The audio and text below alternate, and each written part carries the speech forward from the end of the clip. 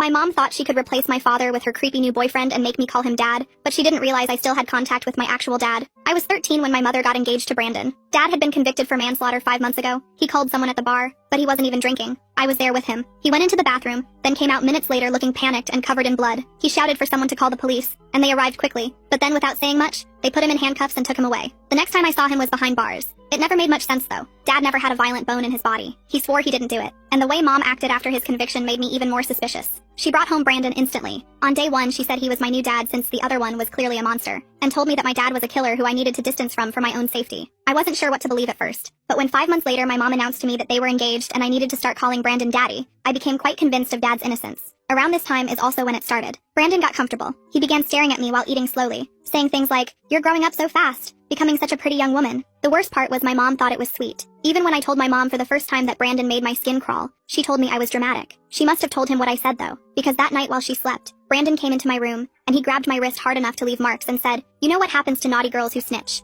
I was terrified, but I knew I couldn't trust my mom by telling her, so I kept it a secret. I also started keeping a different secret around this time. I started writing letters to Dad. I'd hide them between my textbook pages and mail them from my friend's house after school. Dad would write back through the prison email system to an account I created without Mom knowing. Things got really bad one specific Thursday though. I came home from school one day to find out Mom had changed my last name on all school records to Brandon's without telling me. "You'll thank me when you're older," she said. That night Brandon came into my room to celebrate being a real family now, and sat on my bed. He put his hand on my thigh and said I should be grateful to have a dad who cares. I pushed him off and locked myself in the bathroom until he left. I remember writing to Dad about that incident. The letter I got back from him was on real paper this time, and parts of it were damp and see-through, almost as if he had cried while writing it. That almost broke me. But luckily there was one thing I looked forward to, the chance to see him. His birthday was coming up, and I remember enthusiastically asking Mom if I could visit him. I told her I knew she didn't like him, but it was his birthday. Just today, and for a few minutes. "Please," I said. But of course I got told no. Actually, I got told something even worse. Mom said we couldn't go because that exact weekend Brandon coincidentally had car show tickets and expected us all to go together. He specifically requested us to have adjoining hotel rooms. When I told them I'd rather visit Dad, Mom exploded. "He's a killer! You're not visiting a murderer!" When I said, "He's innocent and he's still my dad," Brandon backhanded me across the face while Mom watched. She said nothing. I was forced to go with them that weekend, and while I was sleeping, the worst happened. Brandon snuck in, he was drunk, and this time he didn't restrain himself to just a thigh grab. His hand went all the way. I had never felt so disgusting and humiliated. I remember traveling home broken. And to make matters even worse, the week we came home, my mom found the hidden letters from Dad I had been hiding. She burned them in the backyard, and as punishment for communicating with him, she took my bedroom door off its hinges for monitoring. Of course Brandon took this as an opportunity. He would stand in the doorway at night watching me sleep. I remember that was a real breaking point of mine. I remember sneaking off into the school library past hours the next day to email DDA. I must have sent an hour-long email that made no sense because I just rambled about everything. I didn't know what I expected, if I even wanted anything because I was so numb. But then 2 weeks later, I got a reply from him. It was lengthy, super lengthy, telling me all the right things and how everything was going to be okay. But there was one thing that stuck out. "Did you check where I said?" I became confused. Check where? I started going through every single email he had ever sent me, and that's when I found it. In one of the more recent emails, Dad had told me to go up to the attic and behind the radiator. I remember reading that email the day after asking my mom if I could go visit him. I think I was too heartbroken to read thoroughly, and somehow missed it. Either way, I made a big-time mental note of what Dad said, and waited until Mom and Brandon went on date night. That happened next week. My hands shook climbing into the attic with a flashlight, and behind the radiator, I found a plastic-wrapped journal. I opened it to the marked page Dad told me to. It was dated weeks before Dad's arrest, and in Dad's handwriting it said, "It's been a few weeks since I caught Lauren and Brandon sneaking off into the bar. I don't know how to confront her." I was shocked, taken aback, and that's when I heard the sound of a car pulling into the driveway that made my blood run cold. They were back early. The restaurant must have been too crowded, or maybe they'd had a fight. I could hear car doors slamming and Mom's heels clicking on the walkway. My heart pounded as I clutched the journal to my chest, knowing I had only seconds to decide what to do. I heard Brandon's heavy footsteps on the stairs, each creak of the old wood sending a jolt through my chest. My hands were shaking so bad I almost dropped the flashlight, its beam dancing wildly across the dusty attic floorboards. I shoved the journal under my shirt, the leather cover cold against my skin, and scrambled toward the attic opening, but I was too slow. Brandon's head appeared through the hole just as I reached the ladder, his dark eyes immediately locking onto mine. He stared at me for a long moment, his expression unreadable in the dim light. Then he climbed up the rest of the way, his broad shoulders barely fitting through the opening. I backed up against the wall, feeling the rough wood press into my spine, the journal pressing against my stomach under my shirt. He looked around the attic slowly, deliberately, taking in the disturbed dust that hung in the air like tiny ghosts, the moved boxes near the radiator where I'd found Dad's hidden things. He asked what I was doing up here, his voice calm, but with an edge that made my skin crawl. I told him I was looking for my old stuffed animals from when I was little, trying to keep my voice steady. He didn't believe me. I could see it in the way his jaw tightened, the way his hands flexed at his sides. He stepped closer, and I could smell the wine on his breath from dinner, mixed with his cologne that Mom said was expensive but always made me feel sick. He said I was a terrible liar, just like my father. The words hit me like a slap. Then he grabbed my arm, his fingers digging in hard enough to bruise, and yanked me toward the ladder. I had to use my other hand to keep the journal from falling out of my shirt, pressing it tight against my body. Mom was waiting at the bottom of the ladder, her arms crossed and foot tapping impatiently. She looked annoyed, asking why I was sneaking around like some kind of thief in my own house. Brandon told her I was probably hiding something, his hand still gripping my arm possessively. He suggested they search my room, and I saw a flash of something dark in his eyes. I panicked and said I just wanted to find my old teddy bear because I couldn't sleep without my door. The words tumbled out too fast, too desperate. Mom rolled her eyes but seemed to buy it, probably because she was tired and didn't want to deal with more drama. That night I waited until I heard them both snoring, Brandon's deep rumble mixing with Mom's softer breathing. The house settled into its nighttime creaks and groans as I carefully hid the journal inside my pillowcase, feeling the corners dig into my cheek when I lay down. I couldn't risk reading more with Brandon checking on me every hour, his shadow appearing in my doorway like clockwork. The next morning was Saturday. Mom made pancakes like nothing had happened, humming off key to some song on the radio. The normalcy of it made my stomach turn. Brandon kept staring at me across the table, his eyes following every movement as I pushed food around my plate. I excused myself to use the bathroom and took the journal with me, hiding it in the tank of the toilet wrapped in a plastic bag I found under the sink. The water was cold on my arms as I carefully placed it inside. At school on Monday, I snuck into the computer lab during lunch, telling my friends I had to finish an assignment. The room was empty except for the hum of old computers and the tick of the wall clock. I started taking photos of each page of the journal with my phone, angling it to avoid the glare from the fluorescent lights. My hands were still shaking, making some photos blurry. The entries went back years, Dad's familiar handwriting becoming more frantic as time went on. Dad wrote about his suspicions, about seeing Brandon's car at weird hours parked down the street, about Mom acting strange and distant. One entry mentioned finding a receipt for a motel in Mom's purse when he was looking for gum. Another talked about Brandon showing up at the bar during Dad's shifts, always watching from a corner booth, always lurking like a predator studying its prey. I uploaded everything to a cloud account I made with a fake name, my heart pounding as the progress bar slowly filled. Then I deleted the photos from my phone, checking twice to make sure they were really gone. I knew Brandon might check it. He'd been going through my things more lately. When I got home that day, he was waiting in my room, sitting on my bed like he owned the place. He'd gone through everything. My drawers were dumped out, clothes scattered across the floor like fallen leaves. My mattress was flipped, the box spring exposed. Even my old jewelry box was emptied, cheap necklaces and friendship bracelets tangled together. He asked where it was, his voice dangerously quiet. I played dumb, asking what he was talking about, trying to look confused instead of terrified. He grabbed my shoulders and shook me hard, my teeth clicking together. He said he knew I found something in the attic, that he wasn't stupid. Mom came home then, her keys jingling as she called out hello. She asked what was going on, surveying the destruction of my room with raised eyebrows. Brandon smoothly lied, his entire demeanor changing in an instant. He said he was helping me reorganize my messy room, that I'd asked for his help. He even smiled, that fake smile that never reached his eyes. She believed him like always, probably because it was easier than asking questions. That night at dinner, Brandon announced they were moving up the wedding. Instead of next year, it would be next month. He said he couldn't wait any longer to make our family official. Mom squealed with excitement, clapping her hands like a child. I felt sick, the chicken on my plate suddenly looking gray and unappetizing. Over the next few weeks, Brandon watched me constantly. He installed a camera in the hallway pointing at where my door used to be, the red light blinking at me like an evil eye. He started driving me to and from school, no more bus with my friends. He'd wait in the parking lot, engine running, watching everyone who talked to me. He took my phone at night, placing it on his nightstand where I couldn't reach it. But I kept working during the day. I printed pages from the journal at school and hid them in my locker, taping them behind old textbooks. I needed help but didn't know who to trust. My teachers seemed oblivious. My friends wouldn't understand. Then I remembered Uncle Henry. He was Dad's best friend since high school, the kind of guy who showed up to help without being asked. They'd been inseparable until Dad's arrest. Mom had banned him from contacting us after that, saying he was a bad influence, that he enabled Dad's violent tendencies. But I knew that was a lie. Uncle Henry was a good man who smelled like sawdust, and always had butterscotch candies in his pocket. He worked construction, and had 3 kids of his own, twin boys and a little girl who called me her big cousin. I found his number in an old address book Mom had forgotten about in the kitchen junk drawer, buried under expired coupons and dead batteries. I called him from the payphone outside school during PE class, the metal cold against my ear.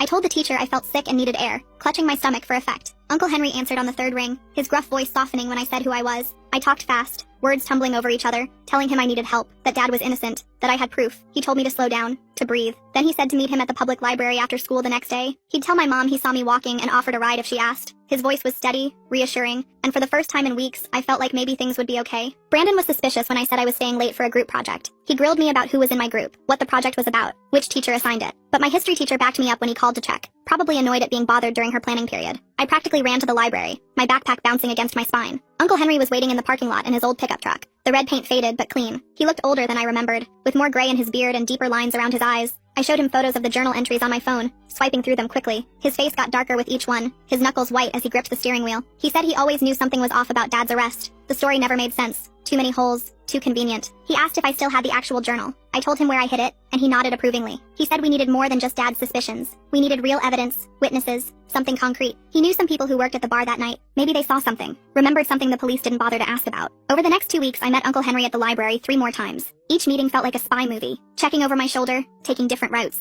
He'd tracked down Edward, who was working security that night. Edward was a big guy with kind eyes who remembered everything. He remembered Brandon being there, which was weird because Brandon had told police he was home all evening watching TV. Edward said he saw Brandon go into the bathroom right before Dad, maybe 30 seconds. But Edward had been too scared to speak up after Dad got arrested so fast, afraid of getting involved, afraid of Brandon who had connections everywhere. Uncle Henry also found Carolyn, who was bartending that night. She had curly red hair and a sharp memory for faces. She said Brandon had been coming around for weeks before the incident, always asking about Dad's schedule, pretending to be friendly. She thought it was strange but didn't think much of it at the time. People asked about regulars all the time. She remembered Brandon ordering a drink that night, a whiskey neat, then disappearing for a while before the body was found. She'd been the one to call 911, her hands shaking so bad she could barely dial. The breakthrough came when Uncle Henry talked to Brian, who managed the bar. Brian was an older guy who'd run the place for 20 years. Brian mentioned they'd upgraded their security system a month before the incident. The police had only taken the main camera footage, but there was a backup system that recorded the hallway to the bathrooms. Brian still had those files on an old hard drive in his office. He'd forgotten about them until Uncle Henry asked, the drive gathering dust behind old liquor invoices. We met at Brian's house to watch the footage. His living room smelled like cigarettes and coffee. My stomach was in knots as Brian connected the drive to his laptop. The timestamp showed Brandon entering the bathroom at 9:47 p.m., walking casually like he had all the time in the world. Dad entered at 9:52 p.m., probably just needing to use the bathroom after his shift. Brandon came out at 9:51 p.m., checking his watch and smoothing down his shirt. Dad came out at 9:53 p.m. covered in blood, shouting for help, his face a mask of shock and horror. It was clear as day. Brandon had 4 minutes alone in that bathroom, more than enough time to call someone and set up a frame job. Uncle Henry copied the footage onto multiple USB drives, his hands steady and methodical. He said we needed to be careful about how we handled this. We couldn't just go to the police. Brandon might have connections there, friends who owed him favors. We needed to build an airtight case first. He told me to act normal at home, not to let on that we knew anything. It was the hardest thing I'd ever had to do. But Brandon must have sensed something. Maybe I was a bad actress. Maybe he was just paranoid. He started getting more aggressive. One night he came into my room and sat on my bed, the mattress dipping under his weight. The hallway camera couldn't see him from that angle. He said he knew I'd been sneaking around with Uncle Henry. Someone had seen us at the library, probably one of his buddies who seemed to be everywhere. He said if I didn't stop whatever I was doing, Mom might get hurt. He said accidents happen all the time. His voice casual like he was discussing the weather. People fall downstairs, cars have brake problems, gas leaks happen. I understood the threat, felt it settle in my chest like a cold stone. I was terrified but tried to stay calm, keeping my breathing even. I told Uncle Henry at our next meeting, whispering even though we were alone. He said we needed to move faster. He'd been in touch with Dad's lawyer, showing him what we'd found. The lawyer was excited but cautious. He said we needed the original journal too. It would strengthen the case, prove the photos weren't doctored. I told him I'd get it, even though the thought made me want to throw up. That night I waited until 3 a.m., watching the clock's red numbers change with agonizing slowness. I crept to the bathroom, my bare feet silent on the carpet. I carefully retrieved the journal from the toilet tank, the plastic still protecting it. It was still dry in its plastic wrapping. Dad's words safe. I put it in my backpack for school, zipping it into the inner pocket. But when I came out of the bathroom, Brandon was standing in the hallway like a ghost. He asked what I was doing up, his eyes glinting in the darkness. I said I felt sick, holding my stomach. He stared at me for a long moment, then let me pass. I felt his eyes on my back all the way to my room. The next morning, my backpack was gone. I found it in the kitchen, empty, its contents spread across the table. Brandon was sitting at the table with the journal in front of him, flipping through pages with theatrical interest. Mom was reading it, her face pale and confused. Brandon had told her I'd been writing fantasy stories about him, that I was disturbed, that I needed help. He'd started pointing out specific entries, saying, "Look how she's trying to copy your husband's handwriting. See how she mentions you and me together? This is clearly her sick fantasy about breaking us up." Mom's confusion turned to anger as Brandon kept talking, weaving his lies with just enough truth to make them believable. Mom believed him. She said she was disappointed in me, that making up lies about Brandon was sick, that she thought I was dealing with Dad's absence better than this. I tried to tell her it was Dad's journal, but she wouldn't listen. She said I was obviously forging Dad's handwriting to frame Brandon, because I couldn't accept him as my new father. She said I needed therapy, maybe even a special boarding school for troubled teens. Brandon suggested his cousin ran one in another state. Very strict, very isolated. Good for fixing problem children who told lies and caused trouble. The way he said it made my blood run cold. I felt the walls closing in, the room spinning slightly. That day at school I found Uncle Henry's truck in the parking lot at lunch. I climbed in and broke down crying as I told him what happened. He said not to worry, we still had the footage. But when I got home that afternoon, my phone was missing from my backpack. Brandon had it. He went through everything and found my cloud account, guessing the password after 3 tries. He made me watch as he deleted all the journal photos, his finger stabbing at the screen with vicious satisfaction. He said Uncle Henry's copies wouldn't matter without the original to verify them against. He said the photos could be faked, that any decent lawyer would argue they were doctored without the original journal to compare the handwriting. The bar footage was different. That was from an official security system with timestamps that could be verified. But handwriting in photos? Too easy to forge. That night Mom told me I was leaving for boarding school on Monday. This special place would help me deal with my delusions about Brandon. She'd already called the school. They were expecting me. It was 1,000 miles away in the mountains. No phones allowed. No outside contact for the first 6 months to avoid negative influences. I realized this was Brandon's plan to shut me up for good, to make me disappear without actually calling me. I managed to slip out Saturday morning when Mom went grocery shopping and Brandon was in the shower. I could hear the water running as I eased open the front door. I ran to Ashley's house and used her phone to call Uncle Henry. Ashley's mom was at work and Ashley covered for me, bless her. I told him about the boarding school. He said to pack a bag and meet him at the library in an hour. But when I got back home, Brandon was waiting on the front steps, his hair still damp. He'd noticed I was gone. He dragged me inside by my hair, my scalp burning. Mom wasn't back yet. He threw me against the wall hard enough to knock a picture frame down, and said I'd ruined everything. He said he'd worked too hard to let a bratty kid destroy his plans. He said Dad deserved to rot in prison, that he'd been planning this for months before that night at the bar. He said Mom was easy to manipulate, so desperate for attention after Dad started working 2 jobs to pay off the mortgage. I asked him why he called that man in the bathroom, needing to hear him say it. Brandon laughed. An ugly sound. He said the guy was just in the wrong place at the wrong time. Brandon had gone in there to plant a bloody knife he'd prepared, one that would have Dad's prints on it from the kitchen at home, but the hammered guy saw him placing it near the sink and started asking questions, getting too close. So Brandon had to silence him, quick and messy, using that same knife. Then when Dad came in minutes later to help, it was perfect. The blood was fresh, Dad's prints got on everything when he tried to help the victim, tried to stop the bleeding, and in the chaos, Brandon pocketed the actual murder weapon and left a different knife at the scene, one he'd also prepared but that wouldn't trace back to him. I was recording everything on Ashley's phone that I'd hidden in my pocket, the record button pressed before I even walked in. Brandon didn't notice. He was too busy ranting about how smart he'd been, how he'd worn gloves, how he'd studied the bar's schedule for weeks. He said after Dad was gone, marrying Mom was just smart business. She had good life insurance from her job at the hospital, and I'd be worth even more in Social Security if something happened to her. Maybe a car accident, maybe a fall, maybe she'd just get sad and take too many pills. That's when Mom walked in. She'd come back early because she forgot her wallet. She heard everything Brandon had just said. Her face went white as paper. She dropped the groceries, oranges rolling across the floor. Brandon spun around, realizing his mistake. He tried to backtrack, saying I'd made him angry, that he didn't mean it, that he was just trying to scare me straight. But Mom had heard enough. The veil had finally lifted. Brandon stepped toward her and she backed away, her hand reaching behind her. She told him to get out. He said she was overreacting. She grabbed a kitchen knife from the block and told him to leave or she'd call the police. Brandon laughed and said she wouldn't dare. Too much scandal, too much shame. What would the neighbors think? But Mom's hand was steady as she held the knife. For the first time in months, I saw the Mom I used to know, the one who protected me from nightmares and kissed scraped knees. Brandon realized she was serious. His face changed, the mask finally dropping completely. He grabbed his keys and wallet from the counter, but before leaving, he turned to Mom and said this wasn't over. He said he knew too much about her, about the affairs she'd had before Dad when they were first married, about the money she'd stolen from Dad's savings to cover her shopping debts. He said if she went to the police, he'd destroy her reputation. Then he left, slamming the door so hard the windows shook and the remaining pictures fell off the walls. Mom collapsed on the floor crying, her body shaking with sobs. I sat next to her and showed her the recording on Ashley's phone. She listened to Brandon's confession again, her face crumbling more with each word. She kept saying she was sorry, that she'd been so stupid, that she'd failed me and Dad both. I told her we needed to call the police now, but she was scared of Brandon's threats, scared of losing everything. I called Uncle Henry instead. He came over within minutes with the bar footage on a USB drive. We sat Mom down at the kitchen table and showed her everything. The journal entries I'd saved screenshots of, the security footage showing Brandon's movements, the witness statements he'd collected and had notarized. Mom threw up when she realized she'd been sleeping next to Dad's killer for months, that she'd been planning a wedding with him. She finally agreed to call the police. 2 detectives came to take our statements. They were professional but kind, offering Mom tissues and speaking gently to me. They listened to the recording of Brandon's confession multiple times. They watched the bar footage on our laptop. They took the journal as evidence, handling it carefully with gloved hands. One detective said they'd been having doubts about Dad's case anyway. The forensics had never quite added up, but the pressure to close the case had been intense. Brandon's confession filled in all the gaps. They put out an arrest warrant for Brandon that night, but he'd disappeared. His apartment was empty, cleaned out in a hurry. His car was gone. The police said not to worry, they'd find him. They put a patrol car outside our house just in case. Mom and I didn't sleep that night. We pushed the couch against the front door and sat in the living room with all the lights on, jumping at every sound. The next morning, Uncle Henry called. He'd heard from his construction buddies that Brandon had been spotted at a motel 2 towns over, trying to pay cash for a room. The police were on their way. By noon, they had him in custody. He'd tried to run but didn't get far. They found evidence in his car linking him to the original murder weapon. He'd kept the actual knife all these years like some sick trophy, hidden in a lockbox in his trunk. The knife from the crime scene had been a decoy, but the real one still had traces of the victim's blood in the handle's crevices. Brandon tried to deny everything at first. He said I'd faked the recording using AI, that Mom was lying to protect me because she felt guilty about Dad, but the evidence was overwhelming. The bar footage showed him entering that bathroom. His fingerprints were on the real murder weapon once they tested it properly. The forensics that hadn't matched Dad suddenly made perfect sense when applied to Brandon. Even the angle of the wounds matched Brandon's height, not Dad's. Faced with everything, Brandon finally broke. He confessed fully in exchange for a plea deal. He admitted to planning the whole thing, to framing Dad, to manipulating Mom. He even admitted to things we didn't know about. Other crimes in other states, other victims who'd been blamed for things they didn't do. The detective said Brandon was a serial predator who'd been getting away with it for years, moving from place to place, always finding vulnerable women with kids.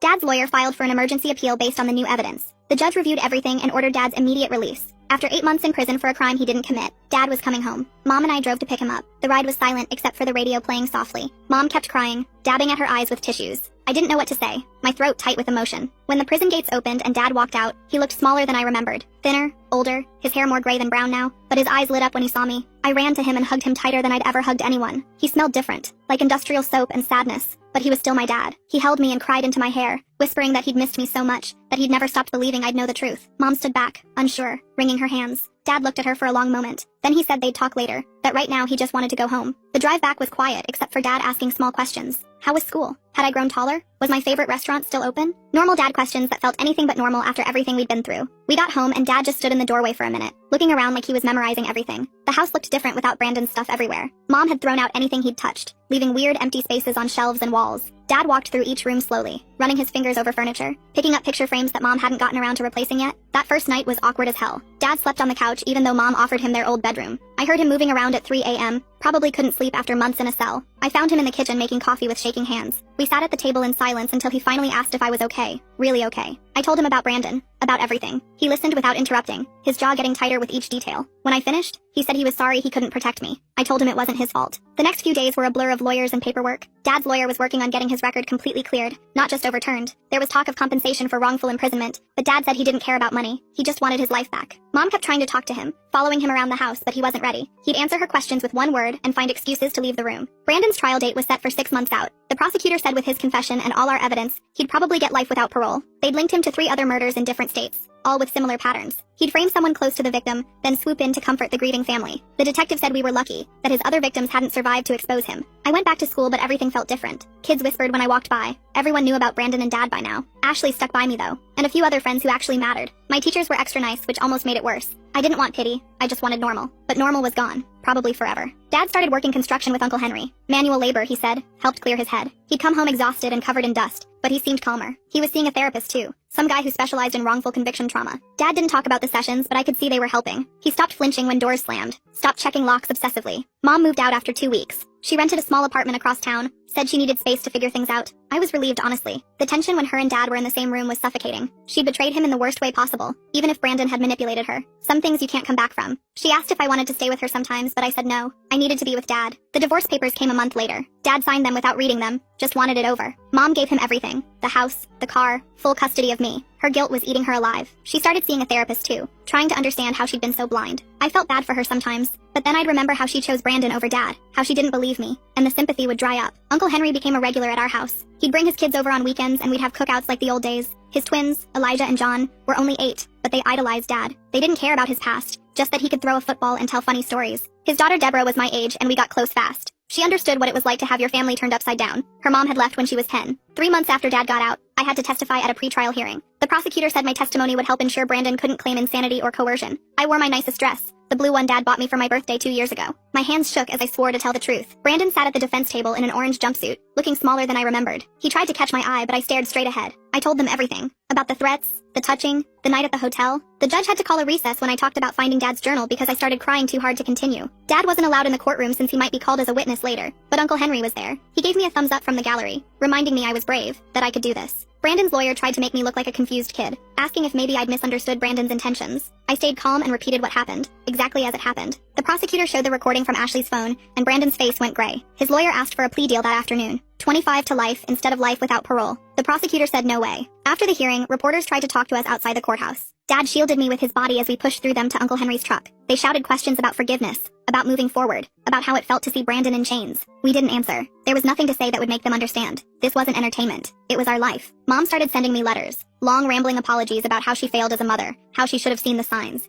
I read the first few, then started throwing them away unopened. Dad said I should consider forgiving her eventually, for my own peace, not hers, but I wasn't ready. Maybe I'd never be ready. She'd chosen a monster over her own family. Some things are unforgivable. Brandon's actual trial was brutal. They brought in his other victims' families, showing pattern after pattern of his behavior. One woman from Arizona testified about how he dated her after her husband died in a suspicious accident. She'd gotten bad vibes and dumped him, probably saved her own life. Another family from Nevada talked about their son who was serving time for a murder that sounded exactly like Dad's case. The prosecutor said they were reopening that case too. Dad testified on day 3. He wore his only suit, the one from their wedding that he'd kept for some reason. He talked about finding the body, about trying to help, about the confusion when they arrested him. He talked about prison, about missing my birthday, about writing letters I'd never get to read. His voice broke when he talked about the day I was born, how he'd promised to always protect me and felt like he'd failed. Brandon took the stand on day 5, against his lawyer's advice. He tried to paint himself as a victim of circumstance, said the man in the bathroom had attacked him first. But under cross-examination, his story fell apart. He contradicted himself, got angry, showed his true face to the jury. When the prosecutor asked about his plans for me and Mom, he refused to answer. His own lawyer looked defeated.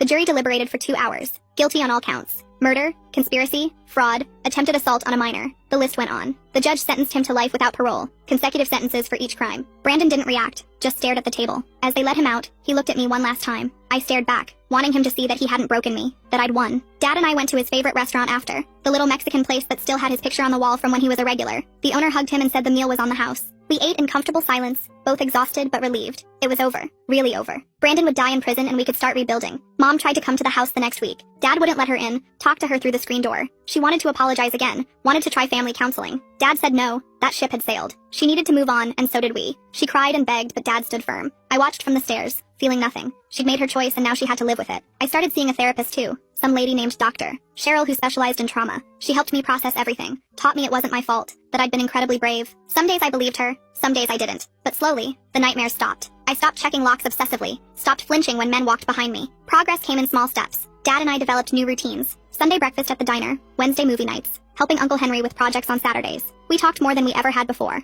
About everything. School, friends, the future. He helped me with homework even though math wasn't his strong suit. He came to every school event, cheering too loud at my mediocre clarinet performances. We were learning how to be a family again, just the two of us. 6 months after the trial, Dad met someone. Carolyn, the bartender who testified, started coming around. First just as a friend, then something more. She made Dad laugh. Real laughs, not the forced ones he'd been doing. I liked her. She didn't try to be my mom, just treated me like a person. She'd bring takeout and we'd watch bad movies, making fun of the plot holes. Dad smiled more when she was around. Mom eventually stopped trying to contact us. I heard from Ashley's mom that she'd moved to another state, starting fresh where nobody knew her story. Part of me hoped she'd find peace. Part of me didn't care. She'd been so easily fooled, so quick to replace Dad. Maybe Brandon had seen that weakness in her from the start. Maybe that's why he'd picked our family to destroy. A year after everything, Dad got a settlement from the state for wrongful imprisonment. Not millions, but enough to pay off the house and put money away for my college. He bought a new truck, took a vacation to the mountains, finally started living again. He kept working construction though. Said he liked the honesty of it. You either built something right, or you didn't. No room for lies or manipulation. I turned 15 that spring. Dad threw me a big party, probably overcompensating for the birthdays he'd missed. Uncle Henry's family came. Carolyn was there. Even some kids from school showed up. We had a bounce house, which was ridiculous for teenagers, but nobody complained. Dad grilled burgers and told embarrassing stories about when I was little. For a few hours, we felt like a normal family having a normal party. That night, after everyone left, Dad and I cleaned up the yard in comfortable silence. He thanked me for believing in him, for never giving up. I told him I always knew he was innocent, that he wasn't capable of hurting anyone. He hugged me tight and said I'd saved his life. We both cried a little, but it was the good kind of tears. The healing kind. Life went on. I made honor roll, started dating a nice guy named Rory from my chemistry class. Dad threatened to clean his shotgun when Rory came over, but he was joking. Mostly. Carolyn moved in after a year, bringing her cat Mr. Whiskers, who immediately claimed Dad's chair. We became a weird little family, built on shared trauma but held together by choice and love. Brandon died in prison 2 years later. Heart attack. The letter said. He was 43. I felt nothing when I read it, just closed the letter and went back to my homework. Dad asked if I was okay, and I said yeah, I really was. Brandon had been dead to me since the day they sentenced him. His actual death was just paperwork. Nothing more. Mom sent a card for my 18th birthday. Just signed it, Love Mom, with no return address. I kept it for some reason, tucked in my desk drawer with other things I couldn't quite throw away. Dad said maybe someday I'd want to find her,